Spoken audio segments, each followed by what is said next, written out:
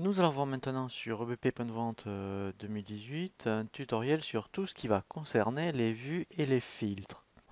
C'est vraiment très intéressant de pouvoir personnaliser ce qu'on appelle soit des vues, soit des filtres, c'est-à-dire que par exemple, lorsque vous cliquez sur une des options, vous avez par défaut, vous voyez une liste ici. On appelle ça une vue. Et bien cette vue, vous avez possibilité de la personnaliser, c'est-à-dire de rajouter des colonnes ou d'en enlever. Et à partir de là, et bien effectivement, vous allez obtenir de nouvelles recherches. Donc c'est vraiment très intéressant puisque vous pouvez le faire sur, je dirais, ce que vous le souhaitez, hein, aussi bien sur des articles que par rapport aux ventes, par exemple, ou ici, eh bien, donc là c'est vrai qu'il y a déjà ce qu'on appelle ici des onglets où on a pas mal de, je dirais, de critères particuliers, mais on peut en rajouter. Alors, nous déjà, on va voir quelque chose de simple. On va commencer par les articles. Et si vous souhaitiez rajouter par exemple une colonne, eh bien en fait, vous avez ici, vous voyez ce qu'on appelle des vues, et là en fait, il y a voilà, les vues par défaut. Donc en fait, ce qu'il faut faire, c'est prendre une vue et la dupliquer toujours. Donc ici et ici donc j'ai la liste. Alors moi ce que je vous conseille, c'est toujours de prendre la liste par défaut et de la dupliquer. Voilà. Donc des colonnes type. Alors, en fait, après, on peut en rajouter. C'est-à-dire que quand vous voulez rajouter des colonnes, eh bien en fait ici, vous voyez, vous avez le bouton Ajouter une colonne. Voilà. Et là, vous allez choisir la colonne qui vous intéresse. Par exemple, vous voyez, donc j'ai pas le prix d'achat.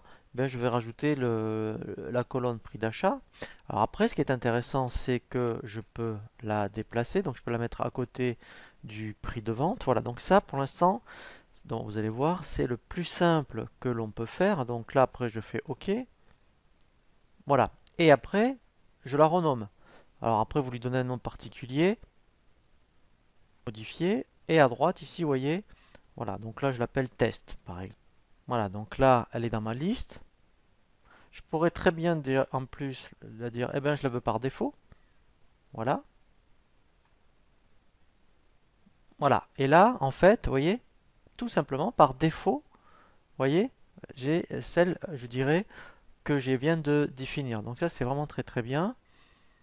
Donc ça, c'est le plus basique de chez basique que l'on peut faire. Après, effectivement, on peut mettre des vues, je dirais, avec des tests. Donc si je refais ici, modifier les vues, voilà, je vais reprendre la mienne, je fais modifier.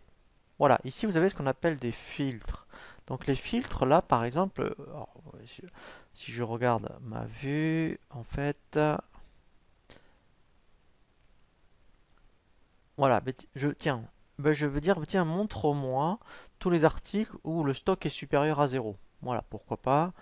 Donc là, je fais modifier. Donc du coup, je vais garder celle de test, mais j'en veux une autre avec les vues où je n'ai que des articles en stock, par exemple. Là, je la duplique.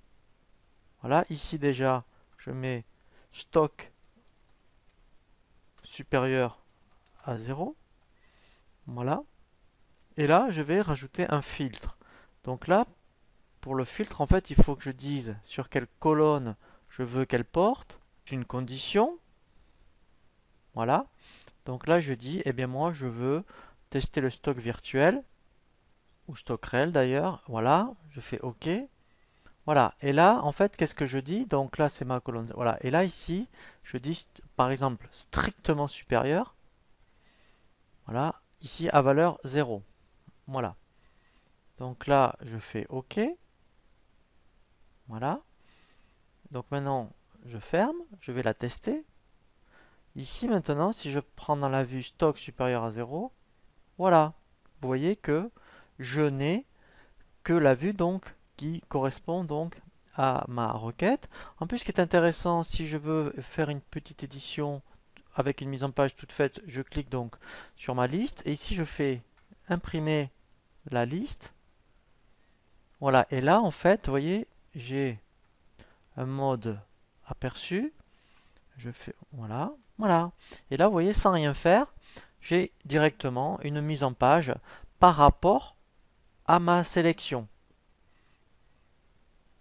Donc ça, c'est vraiment, sincèrement, hein, c'est vraiment très très bien. Donc ça, en fait, hein, ce que je viens de vous montrer, eh bien, vous l'avez partout, hein. Vous voyez, on peut très bien l'avoir sur, voilà, après, ici par rapport aux factures. Alors déjà, il y a quelques vues par défaut. Vous voyez, non réglées, non validées. Mais je pourrais très bien en rajouter, hein. Donc c'est le même principe, hein. Soit on rajoute des colonnes ou on en enlève et après on crée des filtres. Et là, par exemple, il y en a une qui peut être intéressant, c'est par rapport au champ perso. Je veux retrouver que les factures où j'ai un numéro d'intervention. Alors déjà, je pourrais faire une vue simple avec numéro d'intervention. Donc là, je fais modifier la vue. Je duplique celle par défaut. Voilà. Là, je mets avec intervention, par exemple. Voilà. Et donc après, effectivement, il faut que j'aille rajouter ma colonne. Donc, je fais ajouter une colonne. Voilà, et là, en fait, il faut que j'aille la chercher. Donc en fait, c'est vrai que la difficulté, vous verrez, c'est de trouver le bon champ qui vous intéresse. Voilà, donc là, après, alors là, c'est vrai qu'il va falloir chercher un petit peu. Voilà, et là, vous voyez, je le vois bien. Donc, je vais rajouter mon champ. Je vais le déplacer pour le voir vraiment en première position. Vous voyez, là, on va monter. Voilà, je fais OK. Voilà, donc là, je ferme. Voilà, donc pour l'instant, il ne se passe rien. Et là, en fait, après, je demande avec intervention. Voilà. Donc là, je l'avais fait que sur une. Vous voyez, donc déjà, eh bien, c'est une première, je dirais, visu. Et après, ben, j'ai le même principe quand je fais modifier les. Voilà, je pourrais très bien, donc si je fais celle-ci, modifier, rajouter un filtre. Vous voyez? Donc ça, sincèrement, je trouve. Enfin, c'est pas trop compliqué, vous voyez, à utiliser. Et c'est vraiment très pratique, hein, parce que je dirais, en fonction de l'endroit où vous êtes, vous pouvez vous créer toutes les vues que vous souhaitez. Et l'intérêt après, en plus, c'est que, eh bien après, vous pouvez vous créer un état directement, puisque lui vous fait la mise en page. Alors après, il y a aussi une particularité, c'est quand on est dans des documents. On peut se créer des vues lorsqu'on veut saisir eh bien, une commande, par exemple un devis, un bon de livraison, si vous avez des champs particuliers. On va voir donc dans un document de vente eh bien, comment se personnaliser une grille de saisie. Alors, je vais aller par contre directement dans un document que je vais créer de toutes pièces. Voilà, moi j'aurai la main sur tout. Voilà. Et alors, ici, vous voyez, vous avez ce qu'on appelle des vues standards. Les vues standards, c'est ici la grille pour saisir des commandes, par exemple. Voilà. Donc, vous voyez, déjà par défaut, vous en avez quelques-unes. Vous avez les vues avancées. Voilà. Ou là, par contre, vous avez beaucoup plus de colonnes à saisir. Alors, ben nous, on va faire simple. Si je reviens dans la vue standard, vous vous dites, eh ben moi, je n'ai jamais, par exemple, de code unité, de dépôt et de remise unitaire. Voilà. Eh bien, en fait, on va désactiver ces colonnes-là et on pourrait très bien en activer d'autres. Pour cela, je fais donc éditer les vues. Je vais dupliquer vue standard.